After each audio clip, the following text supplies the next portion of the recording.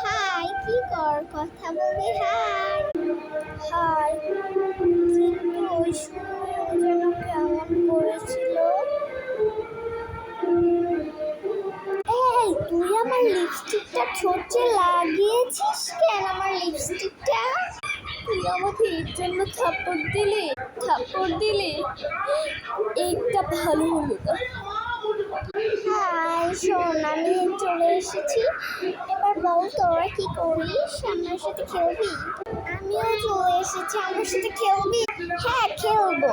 তুই আমার সাথে না কথা বল। তুই আমার সাথে মনে আছিস ওই দিন কি করেছিলিস?